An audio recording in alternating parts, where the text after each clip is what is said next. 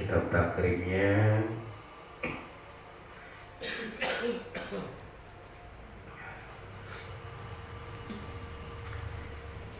Bacaannya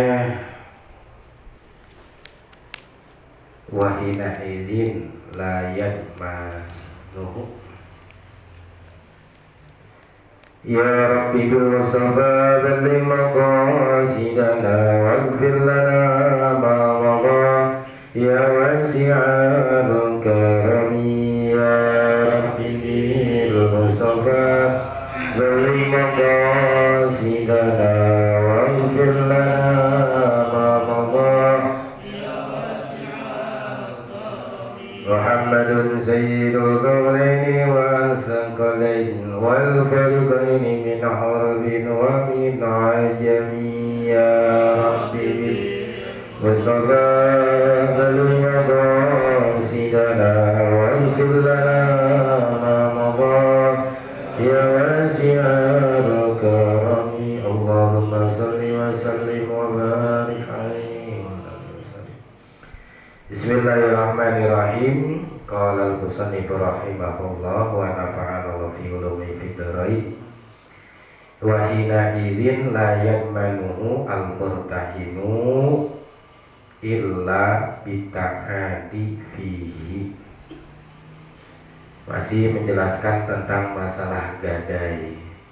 Kemarin bahwasanya gadai itu adalah dilakukan atas cara amanah yang ada di tanggungan orang yang menerima gadai. Jadi orang yang menerima gadai, barangnya ada di dia, maka barang itu adalah barang amanah. Artinya harus dijaga dengan baik gitu. Maka kemarin juga intinya ya pada dasarnya memanfaatkan barang gadaian. Sepakat para empat mazhab imam para mazhab ini haram hukumnya untuk memanfaatkan barang gadaian. Nah, tapi tanda kutip nanti saya jelasin lagi. Pada dasarnya semua mengharamkan. Kemudian wahina idin, kalau memang barang gadaian, ya, barang yang gadaian itu adalah amanah buat orang yang nerima gadaian, hina izin gitu.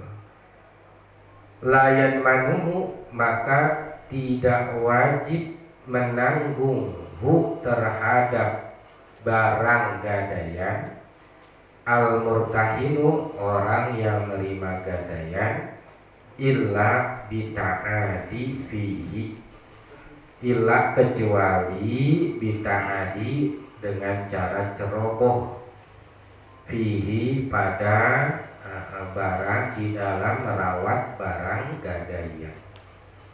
Nah, kan barang gadaian ada di pihak orang yang menerima gadaian. Terus kalau rusak, kalau hilang, masalahnya siapa yang mau nanggung nih? Gitu. Yang menanggung pada dasarnya adalah orang yang menggadai. Saya gadai motor ke si A, motornya ternyata ada kerusakan. Pada dasarnya yang menanggung saya sendiri, bukan si A yang menerima gadaian motor saya. Tapi itu berlaku ya, kalau memang si yang menerima gadai illa bita'ati fihi, kecuali orang yang menerima gadaian itu ceroboh. Ada barang kagak dirawat, motor ditaruh luar, baik kepanasan, kehujanan, pada karatan, mesinnya pada mati begitu. Pas saya mau ngambil motor saya, kok ini jadi begini begitu. Maka itu tanggung jawab yang nerima gadai, harus ganti. Atau saya ngegadain motor ke seseorang, tapi itu motor naruhnya ceroboh, ya udah maka agak dikunci, itu motor naruhnya di luar. Akhirnya dicuri sama orang, maka wajib bagi orang yang menerima gadaian itu menanggung barang gadaian. Tapi kalau nggak ceroboh, dirawat tiap pagi, itu motor dipanasi, ya. Bahkan waduh ini kayaknya udah mulai ini nih, ya pokoknya udah dirawat betul-betul, bukan karena kecerobohan, bahkan ditaruh di dalam gudangnya dikunci, motornya dikunci, ini itu hilang. Nah itu tanggung jawab saya sebagai yang menggadaikan. Jadi tergantung ya. Kalau dasarnya kecerobohan, maka yang menerima gadai itu bertanggung jawab terhadap barang gadaian. Tapi kalau tidak ada kecerobohan, maka tetap tanggung jawab ada di saya. Gimana kalau tadi barangnya dimanfaatin? Alhamdulillah tadi mah motor saya gadai itu motor mulus banget. Pas nerima saya nih tahu tuh pada lecet, itu spionnya hilang satu gitu. Terusnya pas saya nyalain pada ngebul, ini kecerobohan karena dimanfaatin. Berarti gimana? Ya harus ganti. Ya karena bahasa tadi penggadaian atas jalan keamanan, begitu pada dasarnya. Wala yasqutu, dan tidak berkurang ditalabihi dengan sebab rusaknya barang gadaian syai'un, sedikit pun minadaini daripada hutangnya, ya gitu. Artinya apa? Jangan sampai gara-gara motor DCA terus rusak gitu, dengan kecerobohan orang yang menerima gadai, sehingga kalau motor itu dijual harganya makin turun banget, sehingga nggak bisa buat melunasin utang pada standar yang ya, waktu dia minjem duitnya berapa. Nah itu harus diganti gitu. Harus diganti. Tapi ada satu pendapat gantiannya pokoknya seukuran utang baik, katanya begitu ya. Tapi itu bisa jadi rugi bagi orang yang menggadaikan barang. Walau idda'a, dan jika mengakui orang yang menerima gadaian talabahu, terhadap rusaknya barang gadaian, tapi walam yazkur sababa, tapi dia tidak menyebutkan sebabnya, litalabihi, karena rusaknya itu barang gadaian, sudikoh, maka dibenarkan pengakuan dari yang menerima gadai, tapi biyaminihi, dengan sumpahnya. Ya mohon maaf, ini motor kamu rusak gitu. Tapi dia nggak nyebutin rusaknya gara-gara apa gitu. Artinya dia mau bertanggung jawab ya. Mohon maaf motor kamu rusak nih gitu, tanpa menyebutkan sebab kenapa itu motor rusak, tapi dia ngaku. Maka yang begitu boleh diterima pengakuannya asal dengan biyaminihi, dengan sumpah.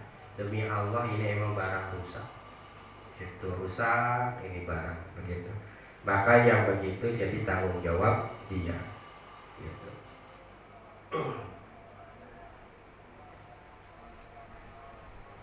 Fa in dzakara sababan zahiran, kalau dia mengaku terhadap rusaknya barang, artinya orang yang menerima gadai ngomong, ngaku, wadakaro sababan zahiran, dan dia menyebutkan sebab yang zahir gitu, yang jelas dengan sebabnya, lam yukbal, maka tidak diterima illa bibayinatin, kecuali dengan saksi.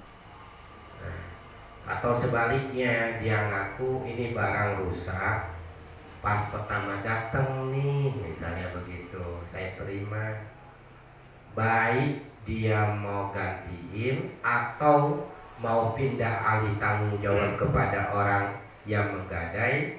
Satu, kalau emang dia ngakunya tanpa disebutkan sebab, maka dia harus bersumpah. Yang kedua, Kalau dia ngaku barang itu rusak dan menyebutkan sebabnya, mungkin bisa jadi kagak mau disalahin orang yang terima gadai. Ini emang darah pas datang ini udah rusak nih, jadi kayaknya saya nggak mungkin gantiin gitu. Maka boleh diterima sama orang yang menggadai, ya, itu dengan syarat ada saksinya. Begitu. Iya benar pas datang tuh udah pada lecet, udah pada ini begitu. Tapi harus ada saksi. Maka nanti boleh diterima oleh orang yang menggadaikan barang itu. Ya. Dan selesai. Wa idza qabadu al-murtahinu, dan apabila telah menerima al-murtahinu orang yang menerima gadai, ba'dal haqqi terhadap sebagian haknya, terhadap sebagian utangnya, alladzi ala rahimi yang masih jadi tanggungan si yang menggadai, lam yakhruj maka tidak boleh maka tidak terbebas. Ailam yanfakka artinya tidak terlepas sayun sesuatu pun minar rohni daripada barang gadaian tersebut, hatta ya dia sampai kapan? Sampai melunasi itu si rohin, itu orang yang menggadai, jami'ahu terhadap semuanya itu hutang, ayil haqqi yaitu hak alladzi ala rohini yang wajib jadi tanggungan orang yang menggadai. Jadi kalau misalnya saya gadai barang itu berupa motor, maka ini motor saya kagak boleh ambil walaupun utangnya setengahnya udah saya bayar, walaupun tinggal 1.000 lagi, walaupun tinggal 5.000 lagi itu utang, maka nggak ada hak saya ngambil motor itu, kecuali atau sampai orang itu membayar semuanya, baru tuh motor dibalikin ke saya. Jadi nggak ada hak. Kalau misalnya saya gadai motor, utang saya belum lunas, saya nggak boleh ngambil motor saya. Walaupun pelunasannya kurang dikit, tinggal 5.000 lagi, itu tetap kagak boleh. Jadi boleh diambil kalau lunas. Begitu. Ya beda lagi kalau nanti ada namanya tabaru, artinya pembebasan. Ya udah dah, emang lu mau kagak punya duit begitu, kesian biar utang kagak bisa, udah dah utangnya dibebasin, tuh motornya ambil lagi. Ya itu mah bidah tadi. Iya. Pusing masalah nagih mulu kagak ada mulu, dan kita lihat emang sengsara banget hidupnya. Ya udah dah kalau begitu mah bebasin beda semuanya, atau bayar setengahnya beda gitu. Nah itu beda lagi ya. Nah itu nanti ada bahasa bab sulhu, ada damai bahasanya. Dan kesimpulannya di dalam masalah gadai itu ya, artinya ada beberapa hal yang boleh dimanfaatkan. Pertama, atas izin dari orang yang izin daripada orang yang nerima gadai. Maksudnya nih kayak tadi, saya gadain motor, tapi saya perlu sama motor itu untuk bayar utang. Ngomong dah tuh sama si bapak itu, Pak, itu saya mau bayar utang, tapi kan emang saya tukang ojek misalnya. Kalau motor bapak ambil, terus saya bayar utangnya gimana? Boleh gak kalau itu motor saya pakai dah buat ya dikit-dikit ngelunasin, dikit-dikit ngelunasin. Diizinin, dia pakai gitu ya. Betul.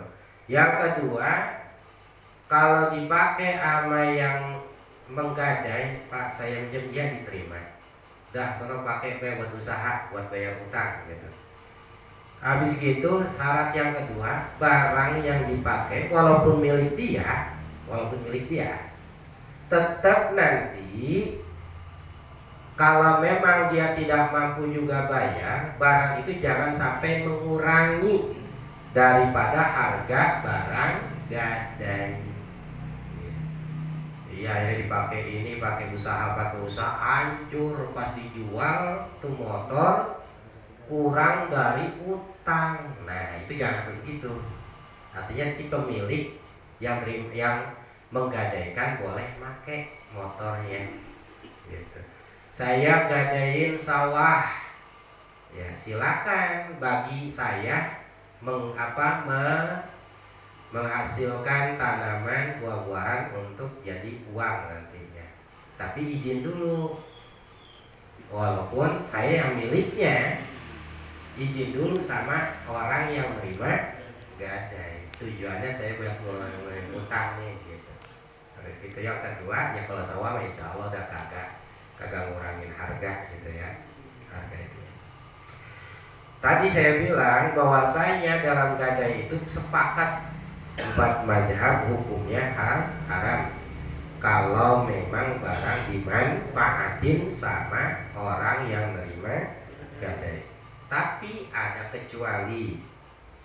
Kalau menurut Imam Maliki mah boleh asal dipakainya sama orang yang menerima gadai, yaitu kalau jenisnya bukan jenis akad gadai, tapi akadnya jual beli. Ini agak sulit dicontohin. Yang kedua, menurut Imam Syafi'i boleh ngambil manfaat itu orang yang menerima gadai asal mengambil manfaatnya sudah disepakati sebelum akad gadai berlangsung. Saya ke si A emang biasa minjem motor dia, terus saya pakai usaha. Saya suka pakai kerja, emang dia mah si A ini motornya ada 10, jadi pada nganggur semua gitu. Suatu saat si A butuh dana, udah dah motor yang kamu pakai, saya ngomongnya pakai baik, saya gadein ya, saya gade motor gitu. Saya gade motor saya nih yang kamu setiap hari pakai gitu. Emang dipinjemin dulu sama saya, cuma artinya saya manfaatin tuh motor. Karena emang saya kagak punya motor, kemudian saya kerja perlu kendaraan, minjem terus saya ke dia. Dia mah gak ada apa-apa, pokoknya ya ikhlas baik minjemin terus sama saya. Nah suatu saat dia butuh duit si A ke saya. Duh perlu bantuin dah, ya udah mana barang jaminannya di motor ini aja gitu. Akhirnya terjadi akad gadai. Maka saya masih boleh menggunakan fasilitas motor tersebut. Kenapa? Karena sebelum akad udah biasa saya menggunakan motor itu memanfaatkannya, maka itu boleh. Kalau emang udah biasa. Tapi kan kalau kita mah gadai jarang, ya barang gadai orang mana tahu kan gitu ya. Itu kalau diperbolehkan juga. Kalau menurut Imam Hanafi boleh asal itu barang gadaian diputer balik dijadiin usaha. Itu motor akhirnya saya kasih ke orang suruh ngojekin, kemudian hasilnya bagi 2. Tapi nanti yang masuk ke saya itu duitnya bukan buat saya, tapi untuk ngebantu lunasin hutangnya orang yang menggadaikan barangnya ke saya. Tanpa dia tahu, udah tahu tinggal 2 bulan lagi. Kok tinggal 2 bulan lagi? Perasaan masih banyak dah. Ya kenapa? Itu barang kita puter. Tapi kita puter hasilnya bukan buat kita, tapi untuk memudahkan untuk cepat lunasnya utang tersebut. Tahu-tahu tinggal segini bayar utangnya. Artinya mau udah kita ngasih duit, nolong lagi buat cepat lunasnya, tapi pakai barang itu, maka itu boleh.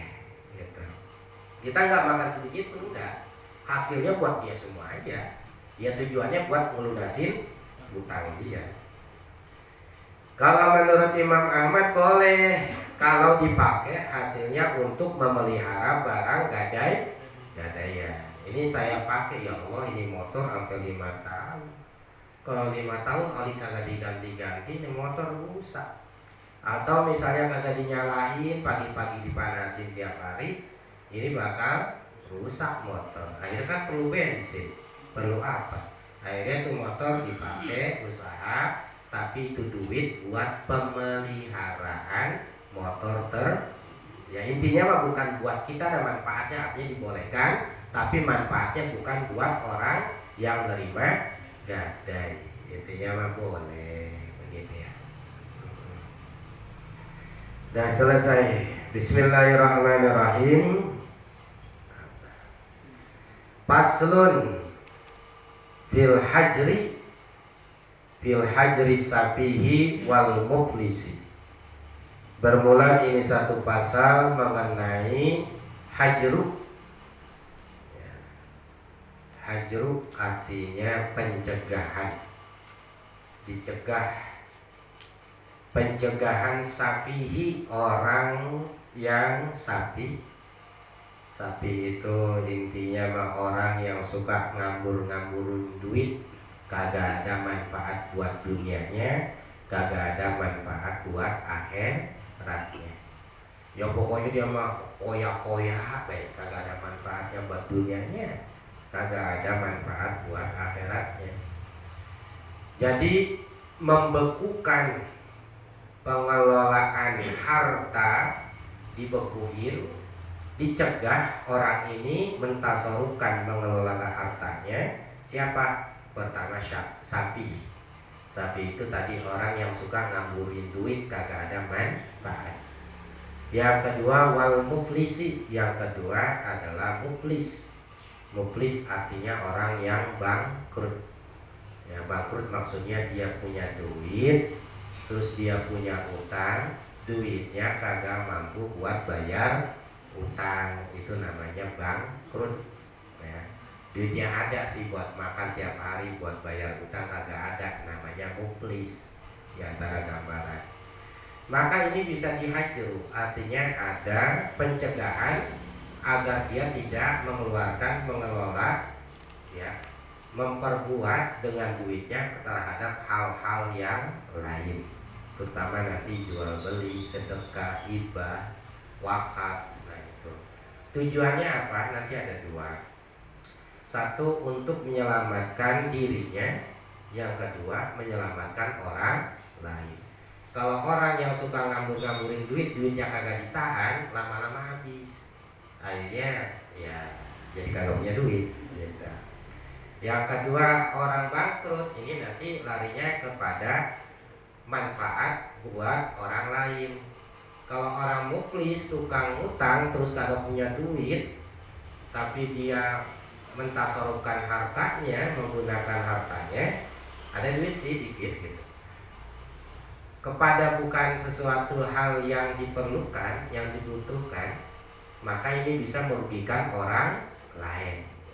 Apa contohnya? Kalau muflis itu dia misalnya punya utang, tapi ada duit gitu, ada duit sedikit-sedikit, tapi lagaknya mah kayak orang punya duit, padahal dia punya utang sama orang lain. Nah, kalau dia hamburkan tuh duit, akhirnya rugi buat siapa?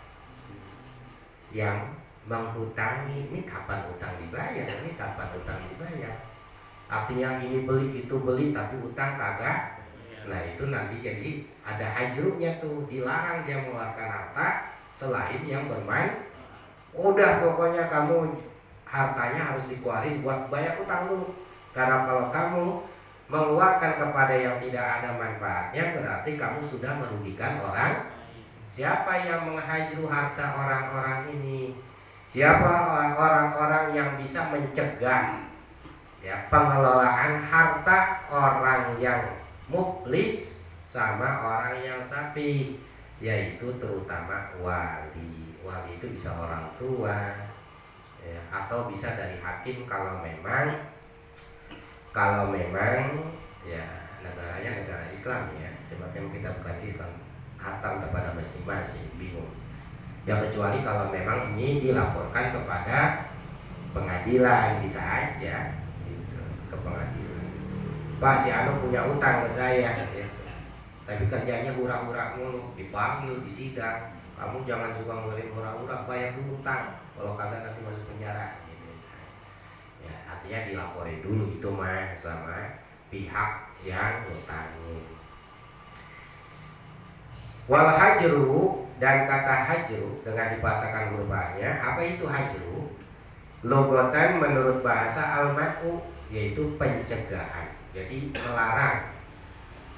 Wa syar'an, dan menurut syariat, menurut ulama fikih ya, agama, man utasarufi, yaitu mencegah mengelola harta, mengeluarkan fil mali di dalam harta, mencegah seseorang untuk mengeluarkan hartanya, untuk membelanjakan hartanya gitu. Itu namanya berarti disebut dengan hajru. Jadi orang ini pengen duitnya, pengen kesini nggak boleh gitu. Ditahan, nggak boleh dikeluarin gitu. Itu namanya hajru ya. Nah ini dilakukan. Bikil masalahnya di dalam masalah harta, artinya si wali boleh mencegah orang ini untuk mengeluarkan hartanya, bahasanya hartanya. Bikhilapi tasarrufi fi ghairihi, beda lagi mengelola pada selain harta. Artinya sesuai dengan kebijakan dia sendiri, sesuai dengan kemauan dia sendiri pada selain harta mah boleh.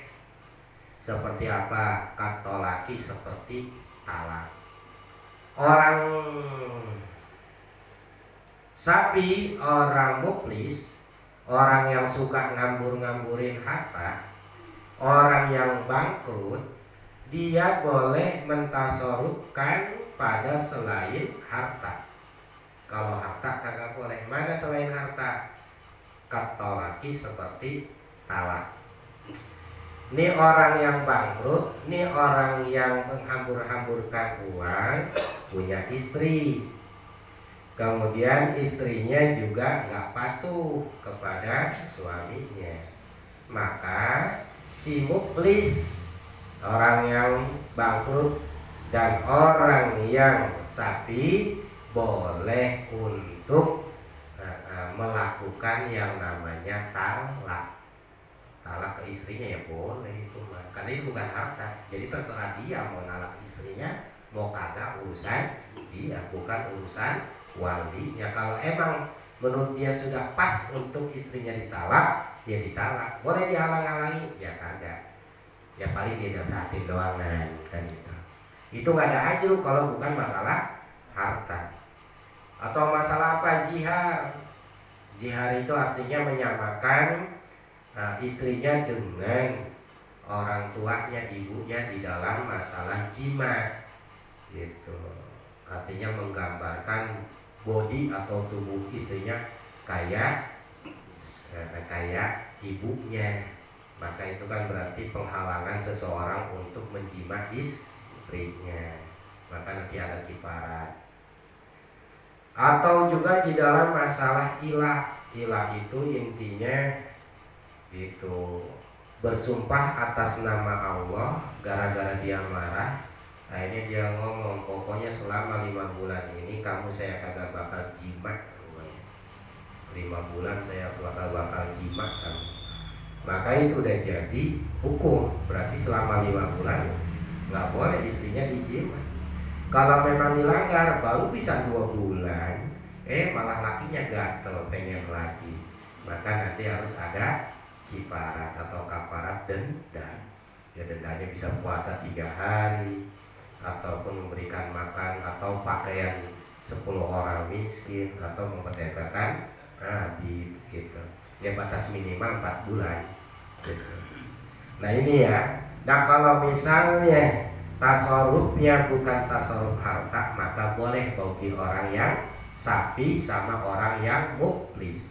Tapi kalau masalah harta maka bisa dicegah ya untuk sebetulnya untuk kebaikan dirinya gitu. Nah itu ya, jadi ngerti ya. Jadi disebut hajru itu intinya mencegah seseorang untuk menggunakan duitnya sendiri.